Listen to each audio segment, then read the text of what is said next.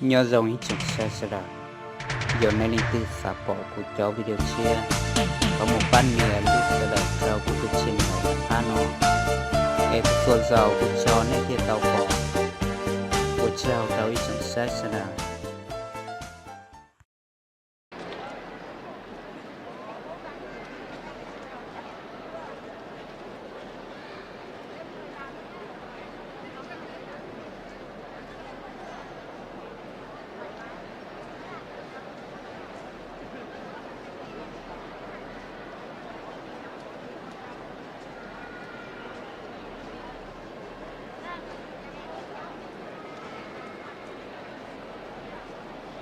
Kính thưa quý vị quan khách, quý vị đại biểu cùng toàn thể quý tôi con của Chúa trong cộng đồng Tin lành Việt Nam.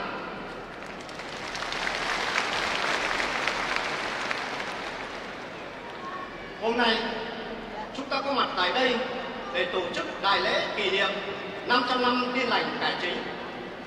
Cách đây 500 năm, khi giáo hội Công giáo La Mã đã có những chủ trương sai lầm, đi sai với Kinh Thánh, thì Đức Chúa Trời đã sử dụng một con người nhỏ bé, bình thường là Martin Luther đã dám đứng lên để cải tránh giáo hội, đưa dân sự của Chúa quay trở lại với nền tảng Kinh Thánh. Một trong năm trụ cột mà Martin Luther đã đưa ra đó là được cứu chỉ bởi đức tin nơi Chúa Cứu Thế Giêsu chứ không phải bởi việc làm. Trong suốt 500 năm qua, biết bao nhiêu người đã được nơi Chúa. Mỗi một chúng ta là những cơ đốc nhân. Thưa quý vị, thưa quý tôi con của Chúa, trong suốt một năm qua, chúng ta đã cầu nguyện và đã chuẩn bị cho sự kiện trọng đại này. Cảm ơn Đức Chúa Trời, Ngài đã bày tỏ quyền năng trong mọi công việc, và đặc biệt Chúa đã cảm động các cấp chính quyền từ trung ương cho đến địa phương để cấp giấy phép và tạo mọi điều kiện để Hội Thánh Tin lành Việt Nam miền Bắc và cộng đồng Tin lành Việt Nam tổ chức lễ kỷ niệm 500 năm Tin lành cải chánh. Ngày hôm nay, chúng ta được đón tiếp tất cả các quý vị mục sư, truyền đạo, tất cả quý tôi con của Chúa, đại diện cho cộng đồng Tin lành Việt Nam từ nước ngoài cũng như ở trong nước đã về đây để kỷ niệm 500 năm Tin lành cải chánh. Và không chỉ có chúng ta, nhưng mà buổi sáng hôm nay chúng ta cũng được đón tiếp các quý vị đại biểu đại diện cho các cấp chính quyền đã đến tham dự chung với chúng ta.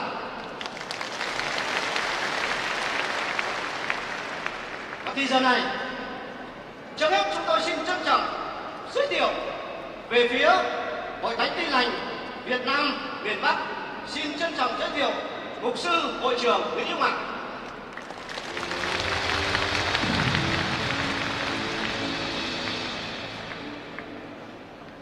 Về phía BGA, tôi xin trân trọng giới thiệu mục sư tiến sĩ Billy Franklin.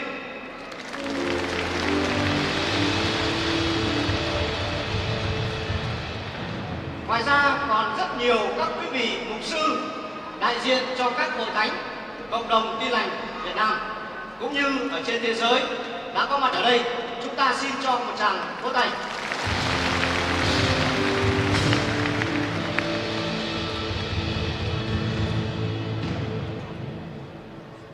Về phía chính quyền, tôi xin trân trọng giới thiệu và chào mừng ông Vũ Chiến Thắng, trưởng ban tôn giáo chính phủ.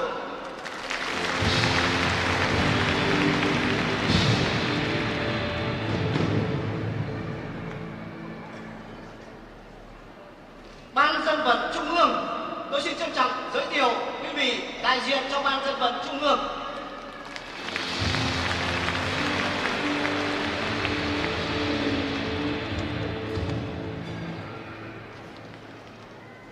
Đại diện cho Ủy ban Trung ương Mặt trận Tổ quốc Việt Nam, xin kính mời đại diện.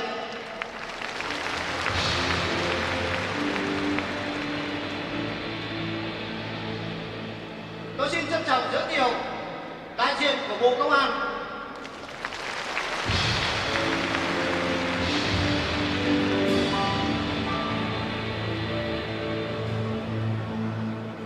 Về phía thành phố Hà Nội, chúng tôi xin trân trọng giới thiệu ông Lê Văn Kiều, trưởng ban tôn giáo thành phố Hà Nội.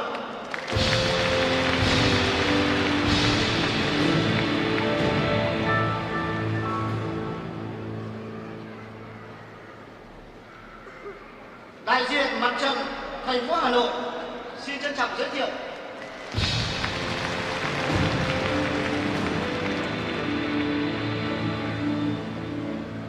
chúng tôi xin trân trọng giới thiệu đại diện Công an thành phố Hà Nội.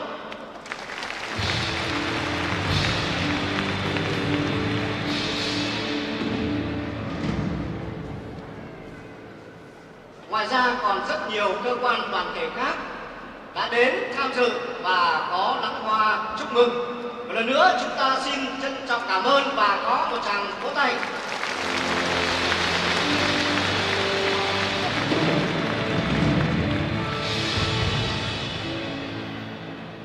Thì giờ này xin trân trọng giới thiệu mục sư Nguyễn Hữu Mạc, Hội trưởng Hội Thánh Tin Lành Việt Nam miền Bắc sẽ lên có lời phát biểu và tuyên bố khai mạc.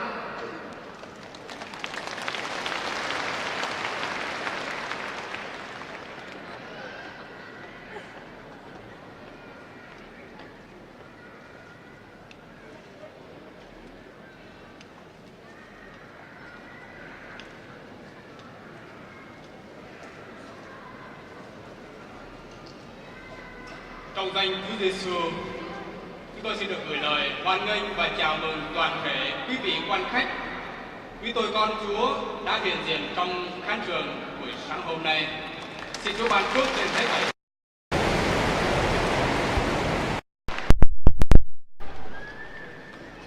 Kính thưa ông Vũ Chiến Thắng, trưởng ban, các quý vị đại biểu đại diện cho các cấp ủy chính quyền, kính thưa mục sư tiến sĩ Franklin Graham cùng các thành viên trong đoàn truyền giáo của Billy Graham,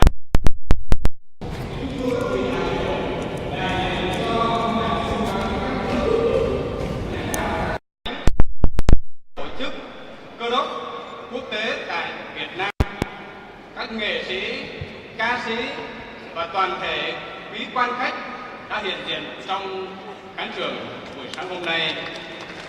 Kính thưa quý tôi con Chúa ở trong và ngoài nước cũng đã hiện diện trong buổi đại lễ hôm nay. Tưng mừng kỷ niệm Chúa Giêsu Giáng sinh lần thứ 2017. Tôi cầu xin Đức Chúa Trời ba ngôi ban phước trên toàn thể quý vị niềm vui, hạnh phúc trong ơn lành của Chúa cứu thế. Kính thưa quý vị, năm 2017 là dấu mốc lịch sử kỷ niệm 500 năm Tin Lành Cải Chính.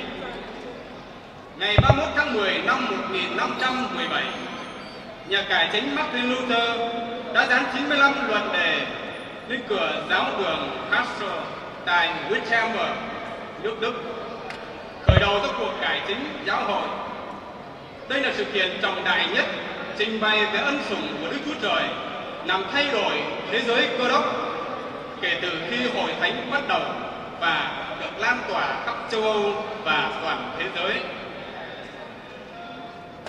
Dựa trên 5 nguyên tắc hay còn gọi là 5 solas của cuộc cải chính, đó là chỉ Kinh Thánh có thẩm quyền tối hậu, chỉ Chúa Giêsu là đấng đáng tôn thờ, chỉ nhờ ân điển từ Thiên Chúa con người được tha tội, chỉ bởi đức tin con người được cứu chuộc, vinh quang chỉ thuộc về Thiên Chúa. Dựa trên 5 nguyên tắc đó, công cuộc cải chính đã thành công tốt đẹp, đưa con dân Chúa và giáo hội trở về với lẽ thật của Thánh Kinh. Trong niềm vui hân hoan bởi kết quả tốt đẹp của cuộc cải chính mang lại, tinh thần thừa kế những thành tựu của các thế hệ đi trước và tiếp tục truyền rao tin mừng cho muôn dân theo đài mạng lệnh của Chúa Giêsu, được sự chấp thuận của các cấp chính quyền từ trung ương và thành phố Hà Nội, Tổng hội Hội Thánh Tin Lành Việt Nam miền Bắc cùng cộng đồng Tin Lành với Franklin Graham tổ chức chương trình đại lễ kỷ niệm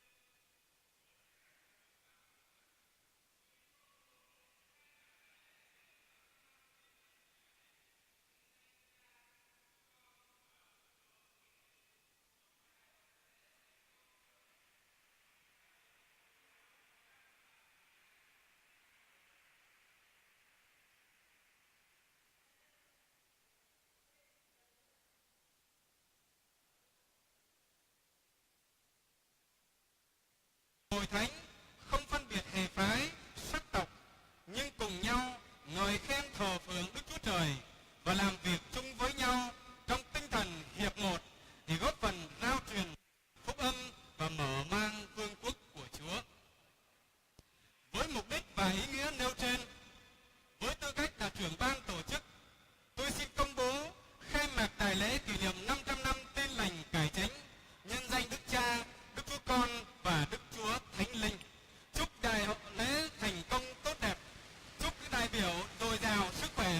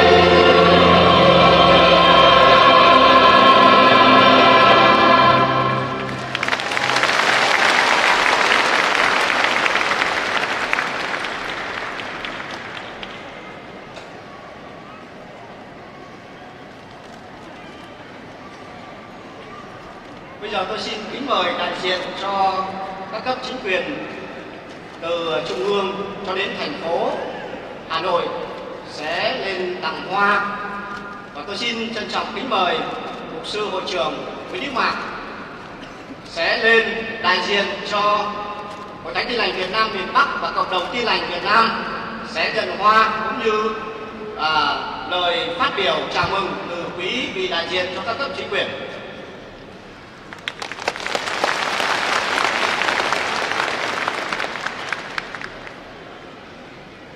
Kính mời mục sư hội trưởng Nguyễn Đức Mạc bước lên trên sân khấu.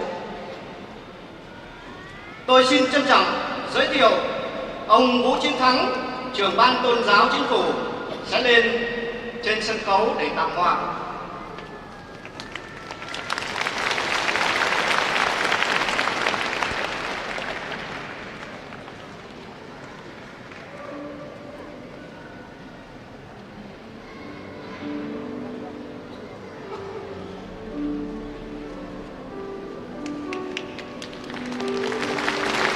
Sau khi tặng hoa xong thì xin kính mời mục sư hội trưởng Nguyễn Đức Mạc sẽ đại diện cho cộng đồng Tin Lành sẽ tặng kỷ niệm chương.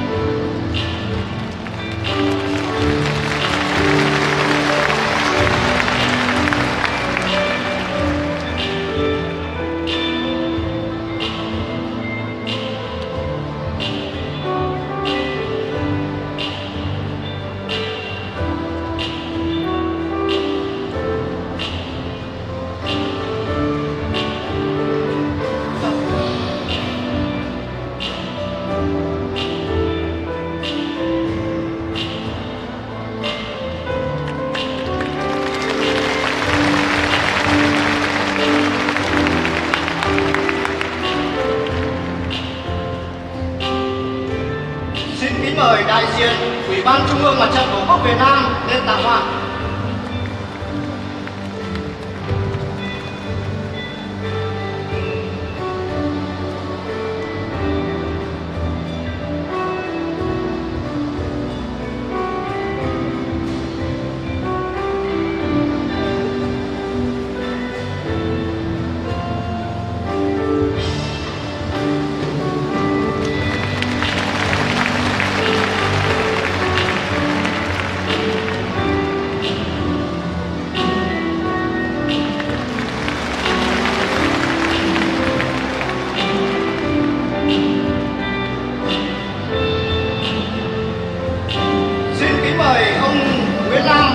Phó trưởng ban dân vận Trung ương lên tặng hoa.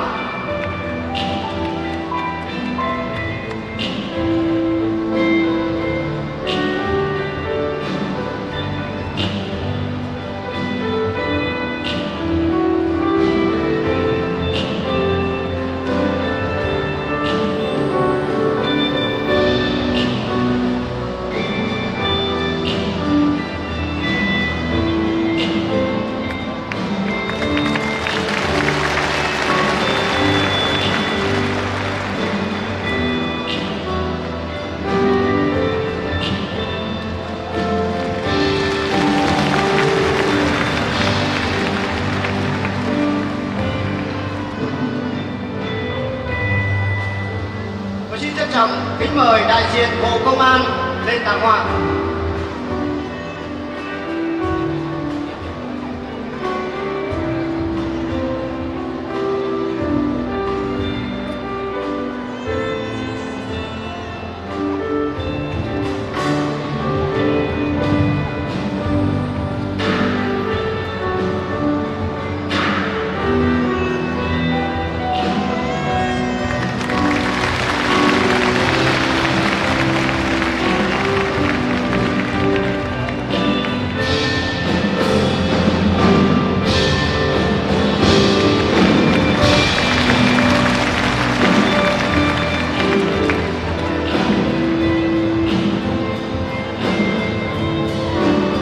Xin trân trọng kính mời ông Lê Văn Kiều, trưởng ban tôn giáo thành phố Hà Nội sẽ lên tặng hoa và có lời phát biểu chúc mừng lễ kỷ niệm 500 năm Tin lành Cải Trạch.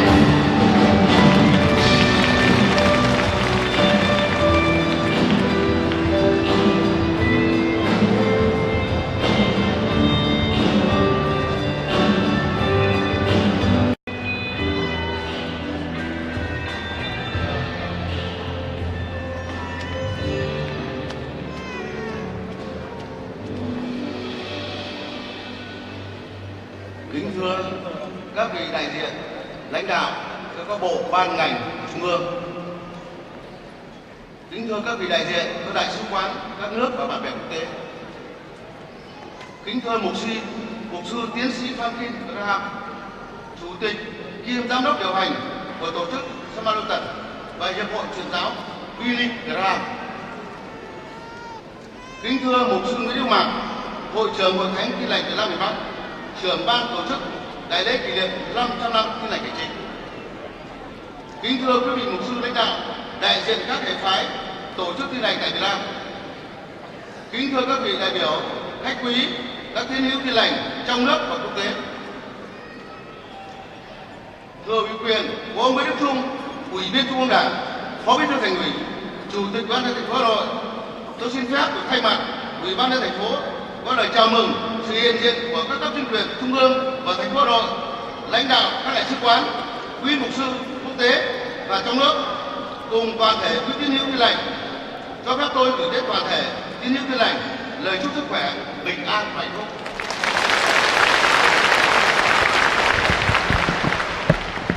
Như chúng ta biết, cuộc cải chính Tin lành năm 1517 của Martin Luther với 90 năm đầu đề là một sự kiện mang tính lịch sử được cả thế giới công nhận.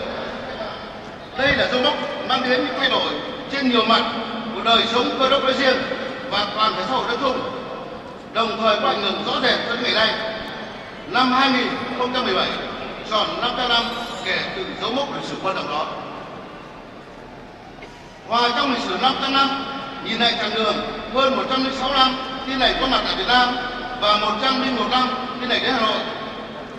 Thay mặt lãnh đạo thành phố Hà Nội, tôi xin ghi nhận và biểu dương những đóng góp của các tín hữu tin lành trong việc giữ gìn và phát huy truyền thống yêu nước, đồng hành cùng dân tộc với tinh thần sống quốc âm, phụng sự Thiên Chúa, phục vụ Tổ quốc và nhân dân.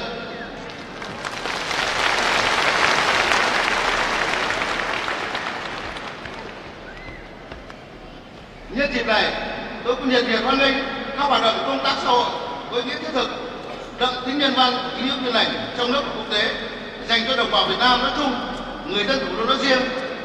Đặc biệt là kỷ niệm 500 năm tin lành cải chính, ban tổ chức lễ kỷ niệm chuẩn bị tặng 500 xe lăn cho người khuyết tật và 50.000 USD để hỗ trợ sinh hoạt tình nghĩa cho những người có hoàn cảnh khó khăn trên địa bàn thành phố.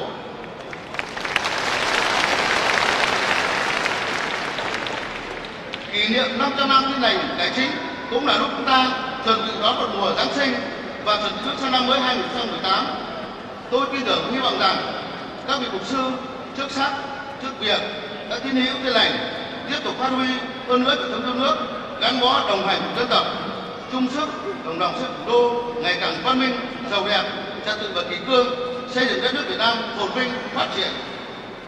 Vì mục tiêu dân giàu, nước mạnh, dân chủ, công bằng và văn minh, để thủ đô Hà Nội tiếp tục xứng đáng với danh hiệu thành phố vì hòa bình mà tổ chức Mexico của Liên Hợp Quốc đã trao tặng.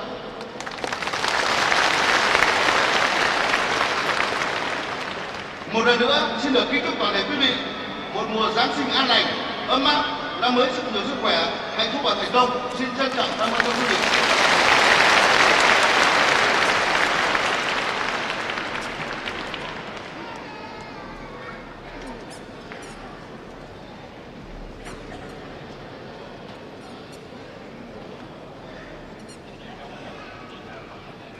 Kính thưa hội thánh và quý vị đại biểu, ban tổ chức đã nhận được rất là nhiều những nắng hoa, những lời chúc mừng từ phía các quý vị đại biểu đại diện cho các tổ chức, các cơ quan chính quyền.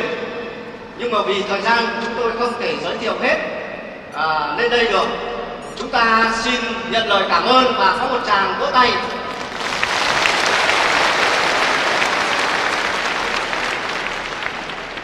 Thì giờ này chúng tôi xin trân trọng kính mời vị đại diện cho Đại sứ quán Hoa Kỳ sẽ lên có lời chào mừng và phát biểu.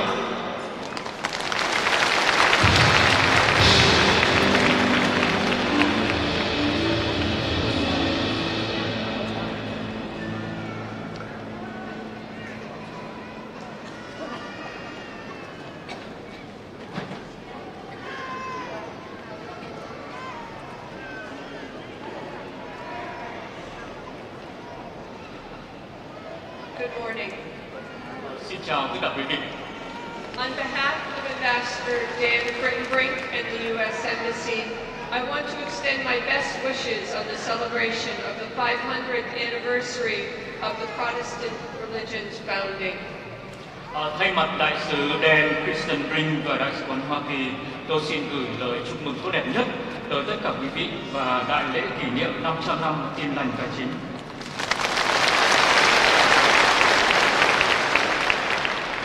It is wonderful to see such a large turnout, and I want to recognize all of the church leadership who are here today, as well as the chairman of the Government Committee for Religious Affairs, Mr. Fu Chien-tan.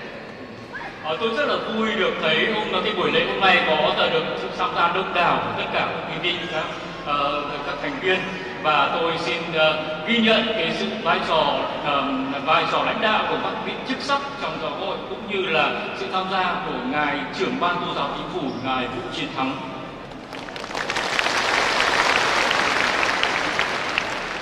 The United States government advocates for religious freedom throughout the world with the deep conviction that religious freedom is a universal human right and instrumental to global peace, security, stability, and prosperity. Chính phủ Hoa Kỳ ủng hộ và thúc đẩy quyền tự do tôn giáo trên toàn thế giới với sự tin tưởng sâu sắc rằng quyền tự do tôn giáo là một quyền phổ cập, một quyền con người phổ cập và đóng vai trò rất quan trọng đối với hòa bình, an ninh, ổn định và thịnh vượng của toàn cầu.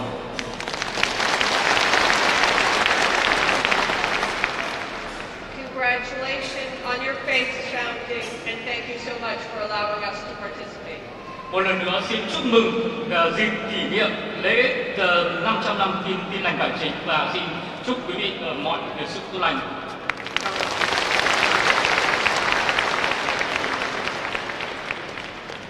Kính mời mục sư hội trưởng Nguyễn Đức Mạc sẽ tặng kỷ niệm chương cho đại diện Đại sứ quán Hoa Kỳ.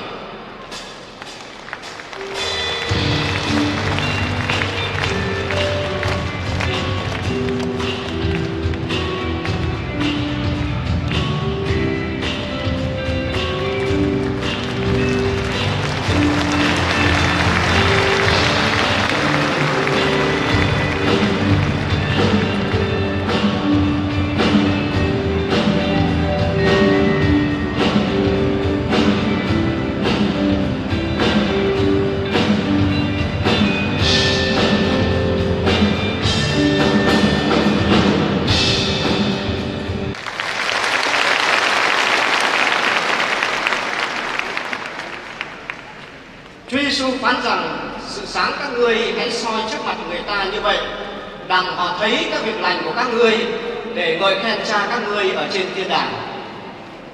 Trong những năm qua, Hội Thánh Tin lành Việt Nam miền Bắc cũng như cộng đồng Tin lành Việt Nam đã làm được rất nhiều những công việc lành. Và buổi sáng hôm nay ở ngay tại đây, ban tổ chức đã chuẩn bị những phần quà và những việc lành hữu ích để giúp đỡ những người khuyết tật cũng như là những người khó khăn. Và thì giờ này chúng tôi xin trân trọng kính mời ông Lê Văn Cửu, trưởng ban tôn giáo chính phủ, trưởng ban tôn giáo thành phố Hà Nội sẽ đại diện thành phố Hà Nội sẽ lên để nhận 10 ngôi nhà tình thương mà cộng đồng Tin lành đã dâng hiến để giúp đỡ những người nghèo ở tại thành phố Hà Nội. Chúng tôi cũng xin trân trọng kính mời ông Nguyễn Kim Cam, giám đốc trung tâm phục hồi chức năng Việt Hàn sẽ đưa 3 cháu người khuyết tật sẽ lên để đại diện nhận 300 chiếc xe lăn của cộng đồng Tin lành kính tặng. Xin trân trọng kính mời mục sư hội trưởng Nguyễn Đức Mạc và mục sư Phạm Tuấn Nhược sẽ đại diện cộng đồng Tin lành sẽ lên đây để tặng.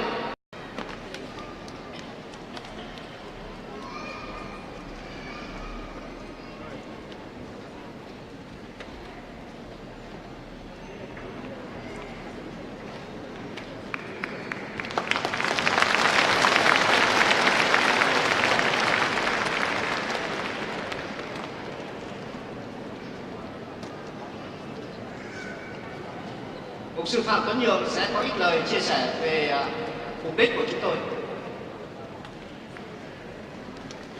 Vâng, xin kính chào tất cả quý quan khách và toàn thể con dân Chúa.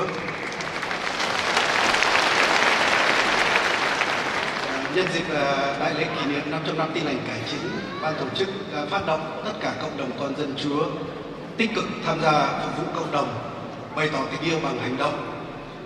Và mục sư tiến sĩ Franklin là người mà đã rất yêu người Việt Nam. Hơn 20 năm qua ông đã phục vụ cho người Việt Nam qua tổ chức SP và ông cũng hưởng ứng cái lời kêu gọi này, và chính cá nhân ông đã góp phần $50.000 để có 10 món quà, 10 ngôi nhà cho những người nghèo. Ban tổ chức chân thành cảm ơn ông.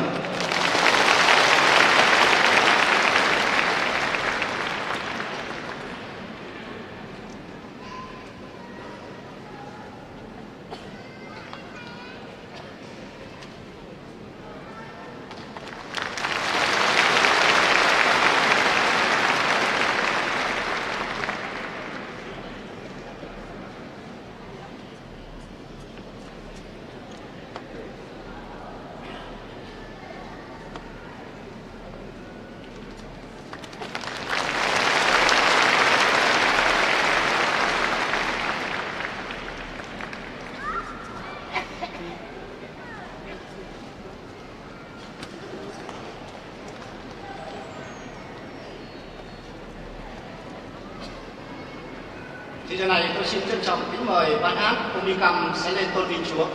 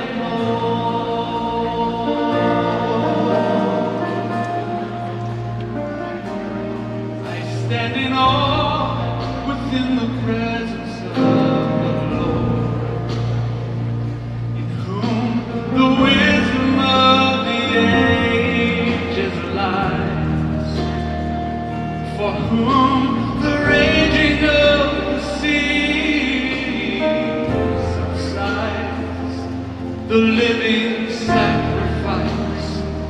He's the only source of life. My hope is in the Lord. From this time on and evermore, my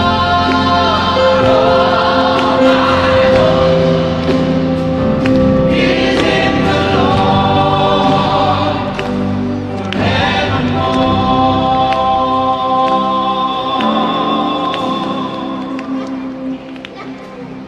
Sự thương xót Chúa đến nỗi như vậy mà thôi, để gặp tôi nhén mà lòng ngồi đã vỡ tan. Giêsu chúng ta, Giêsu Chúa lại, và hãy ai tin Giêsu lòng sẽ vô ngã.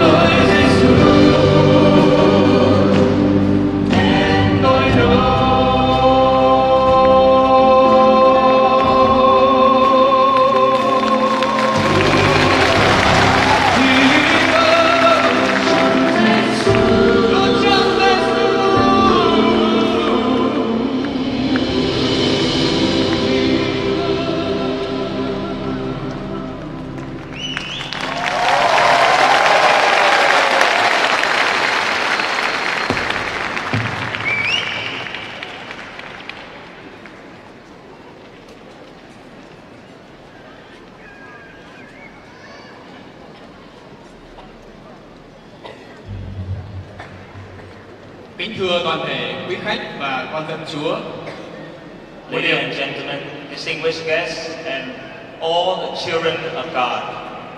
một niềm vinh hạnh cho Hội Thánh Việt Nam và cộng đồng Tin Lành của chúng ta. It is such an honor for the Evangelical Church of Vietnam and the whole body of Christ Chúng ta được tiếp đón tôi tớ của Chúa, mục sư tiến sĩ Phanh Linh Graham.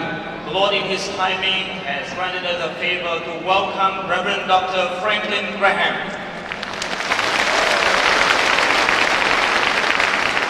ông làm chủ tịch của hai tổ chức lớn ở tại Hoa Kỳ, tổ chức truyền giáo của Billy Graham. Right now he's the president of three global scale organizations, the Billy Graham Evangelistic Association và tổ chức Samaritan Purse. and Samaritan Purse International. Và ông là người được Đức Chúa Trời đã sử dụng để tổ chức nhiều chương trình truyền giáo và cứu trợ nhiều nơi trên thế giới. And Reverend Franklin Graham is the chosen one by the Lord, anointed by the Lord to carry out his mission throughout the world. Tiếp theo bước chân của nhà truyền giáo Billy Graham, Following the footsteps of his own father, the great evangelist Billy Graham, là người cha đẻ của mục sư Franklin Graham. that is Reverend Franklin Graham's father. Mục sư Franklin Graham như một sứ giả của Đức Chúa Trời, và khi ông đặt chân tới đâu là nơi đó được Đức Chúa Trời ban phước.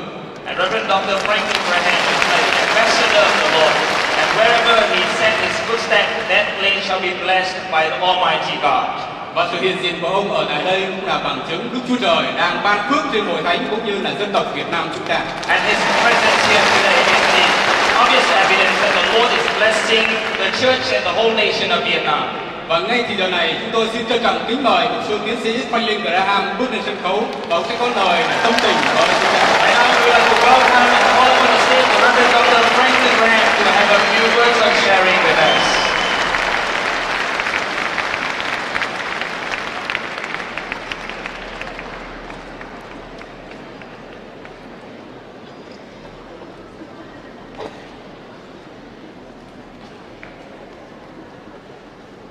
Xin hội thánh chúng ta một tràng pháo tay để chào đón Once again, let's give a round of applause to Reverend Graham.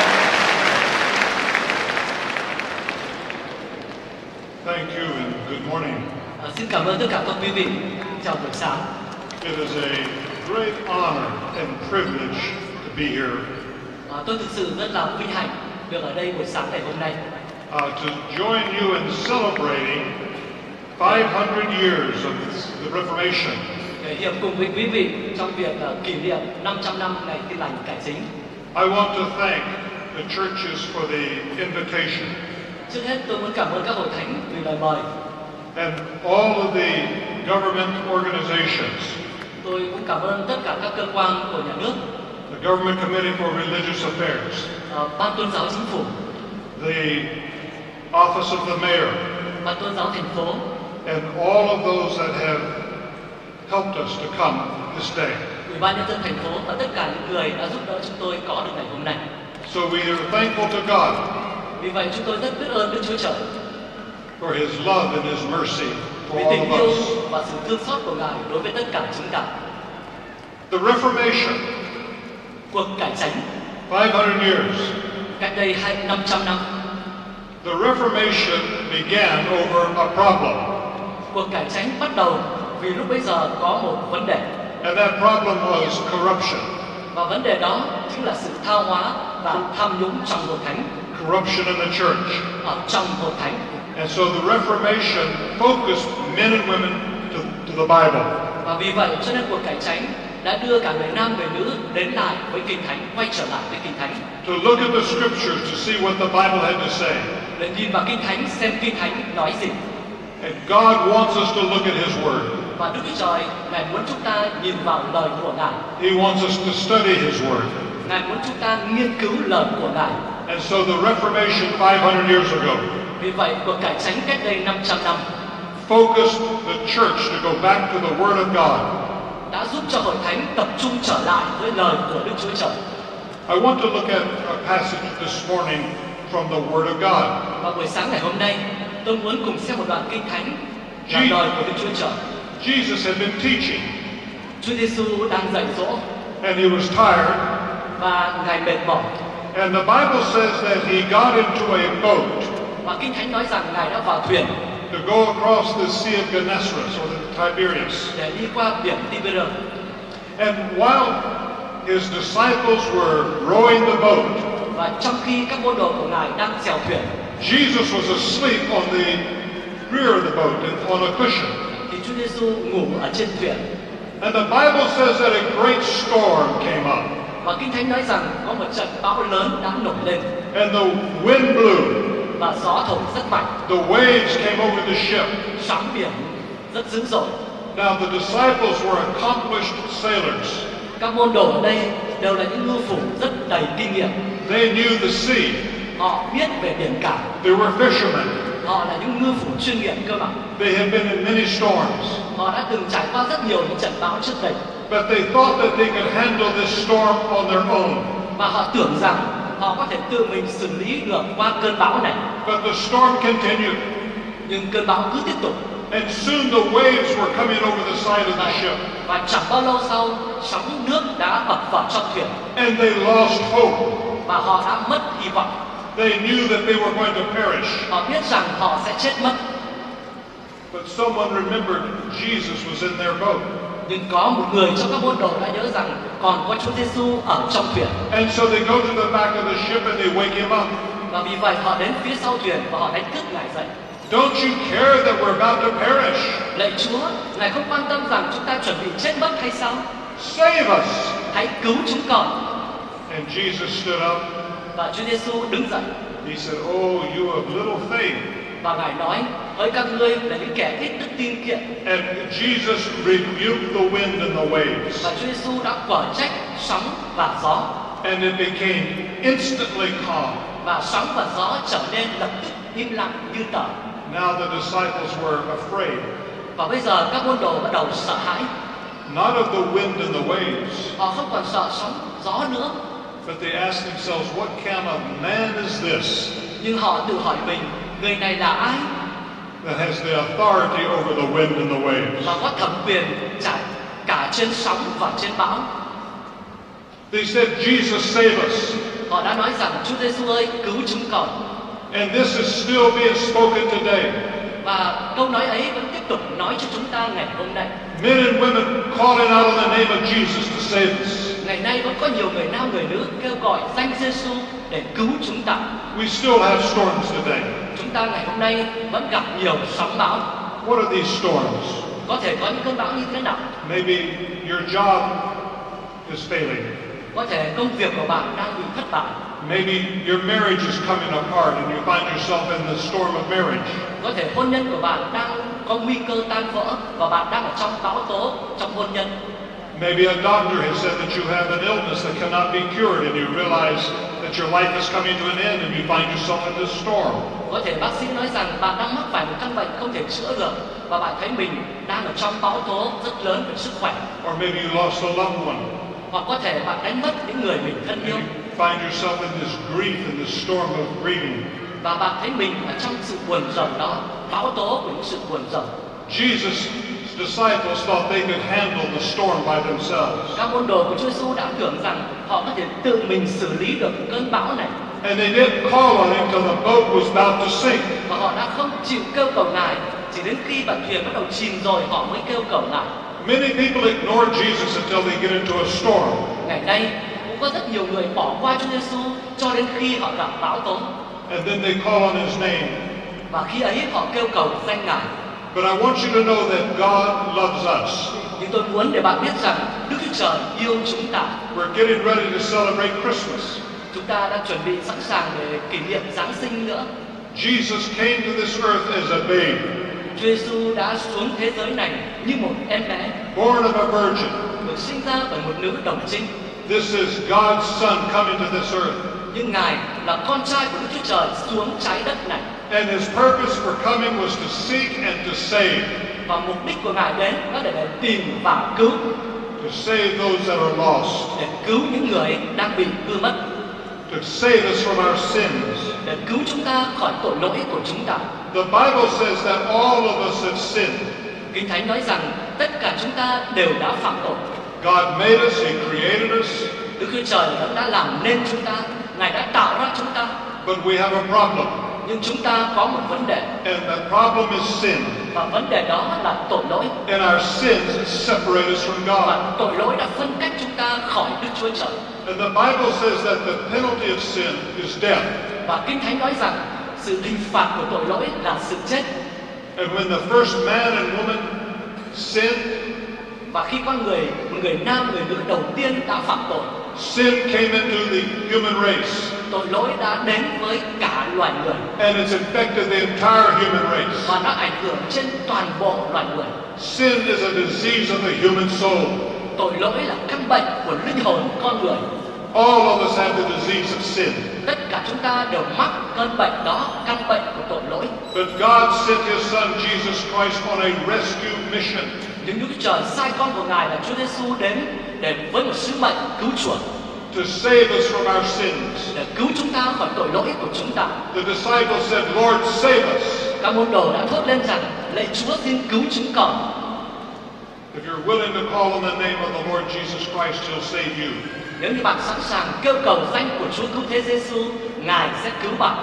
You see, Jesus came to take our sins. Bạn thấy đó, Chúa Giêsu đến để gánh tội lỗi của chúng ta. He took our sins to the cross. Ngài gánh tội lỗi của chúng ta lên thập tự giá. On that cross, He shed His blood. Trên thập tự giá ấy, Ngài đã đổ dòng huyết của Ngài. He died in our place. Ngài đã chết thay chỗ cho chúng ta. The penalty of sin is death. Nhưng hình phạt của tội lỗi là sự chết. Jesus Christ became death for you and for me. Chúa Giêsu, Chúa Cứu Thế Giêsu đã chịu chết vì bạn và vì tôi. He was buried for our sins. Ngài đã bị chôn vì tội lỗi của chúng ta. But on the third day, God raised His Son to life. Nhưng ngày thứ ba, Đức Chúa Trời đã khiến con trai của Ngài sống lại. Jesus is not dead. Chúa Giêsu bây giờ không chết nữa. He's alive. Ngài đang sống. He's in Hanoi right now. Ngài đang ở Hà Nội ngay giờ phút này.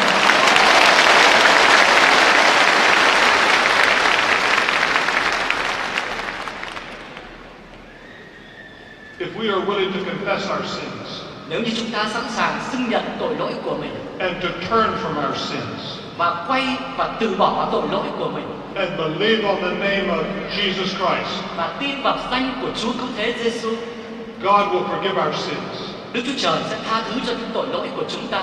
He'll heal our hearts, Ngài sẽ chữa lành tấm lòng của chúng ta and He'll give us a new life and a new beginning. và Ngài sẽ cho chúng ta một đời sống mới và một sự khởi đầu mới. One of the key verses during the Reformation, Nhưng một trong những cái câu kinh thánh then chốt trong cuộc cải chính, the Bible says, by grace are you saved, đó là kinh thánh nói rằng bởi ân điển mà anh em được cứu through faith, qua đức tin, not of works, không phải bởi việc làm đâu but it's through faith. mà là qua đức tin. And this morning, if you're willing to believe on the name of the Lord Jesus Christ by faith, Và buổi sáng ngày hôm nay, nếu như bạn sẵn lòng đặt lòng tin của mình vào Chúa Cứu Thế Giêsu and turn from your sins, và từ bỏ tội lỗi của mình and trust Jesus Christ, và tin cậy Chúa Giêsu Christ, God will forgive your sins, Đức Chúa Trời sẽ tha thứ cho tội lỗi của bạn and He'll heal your heart, và Ngài sẽ chữa lành tấm lòng của and bạn He'll give you a new life and a new beginning. và Ngài sẽ cho bạn một đời sống mới, một sự khởi đầu mới. God bless you. Đức Chúa Trời ban phước cho các bạn. Thank you. Cảm ơn các bạn. Look forward to seeing you this evening. Rất mong đợi được gặp lại các bạn buổi tối ngày hôm nay.